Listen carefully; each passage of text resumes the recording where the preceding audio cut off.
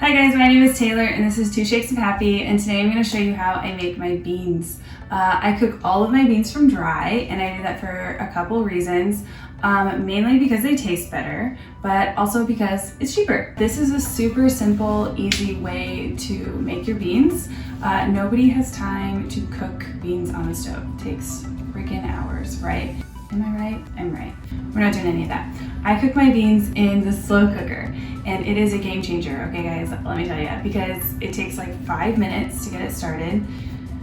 You leave it and then check back in, however long, maybe overnight, maybe just, 4 or 5 hours, whatever. And then you drain them and bam, you have like a million beans for days and days. So I have 1,000,000 pounds of beans in my freezer all the time. So anytime that I decide I need some chickpeas or some pinto beans or whatever, we always just like have a stock, and it's great. So let's get started. Today I'm gonna be making pinto beans, but really you can use whatever bean you want. I typically use pinto beans, black beans, chickpeas, or white beans, like navy beans. So I typically do 3 cups at a time, which gives you about 7.5 cups of cooked beans, which is about 5 cans. So I've got my beans in the pot. We're basically done. I'm kidding, we're not done, but we're very close. So the next thing that we're gonna add is some garlic. This is not completely necessary, it just enhances the flavor, but I like to just smash a bunch of garlic cloves. This is like 10, I think, and then just throw them right in there.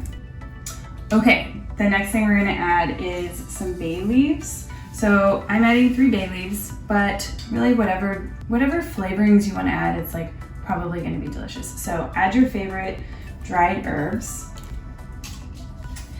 and then salt. So I like to salt my beans really well. And they're just gonna soak up all that flavor, and then when you taste them, like, you will not recognize the bean from a canned bean. It's so much better. And the salt really makes a difference. I like to do 1.5 teaspoons of salt per cup of dried beans. So I'm doing 3 cups, so I'm gonna add 1.5 tablespoons. 3 teaspoons to a tablespoon. Okay, so I'm gonna add 3 cups of beans. I'm adding 12 cups of water. This is the only thing that I probably wouldn't scale down like ratio-wise to the amount of dried beans you're doing. So if you're doing only a cup of dried beans, I wouldn't do only 4 cups of water. I'd probably do, 6 or 8, just to make sure that you don't run out of water, because that would be a tragedy.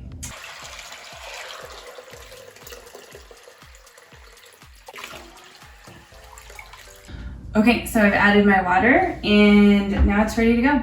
So I'm just gonna turn it to high and then cover it.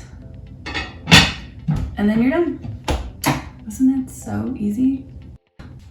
Okay, all the ingredients are in there, so now I'm just gonna let it cook for about 4 to 6 hours. The cooking time is gonna depend on a couple things. First of all, how big the bean is. So if it's a chickpea, like a bigger bean, it's gonna take longer, so probably more towards the 6 hours, maybe even longer. If it's a smaller bean, like a black bean, it's probably gonna be more towards the 4-hour mark, and maybe shorter. So it really depends on the size of the bean and also the freshness of the bean. So if they're older, they're gonna take longer to cook.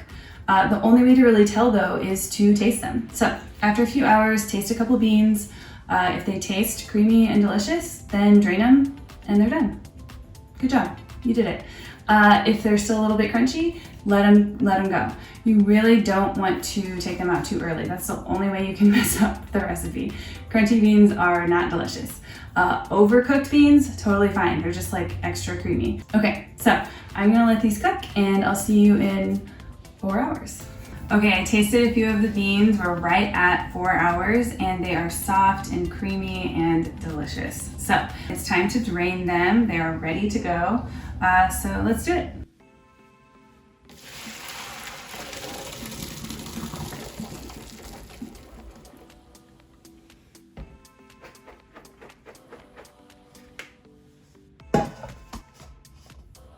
Okay guys, I just drained the beans and they look amazing. They are amazing. I already ate some. So you can see that they still have some of the garlic and bay leaves in there. So you definitely want to remove the bay leaves because they don't taste good. But the garlic, you can leave it and it'll be fine. I mean, you probably won't even notice it if you added it to something else, or you can take it out. So I will take out usually just like the ones that are on top, and then I just won't make a big deal about fishing out every little piece because it really doesn't matter. A lot of it breaks down too, and you can even take it out if you wanted to. So now I'm just going to let these cool, and then I'm going to separate them into containers and freeze them. When I put them in containers, I like to put them in the amount that is typically in a normal size can of beans, so a 15-ounce can, which is 1.5 to 1 1/3 cups. So this makes about 5 cans worth, so I'm going to split them into 5 containers, put it in the freezer.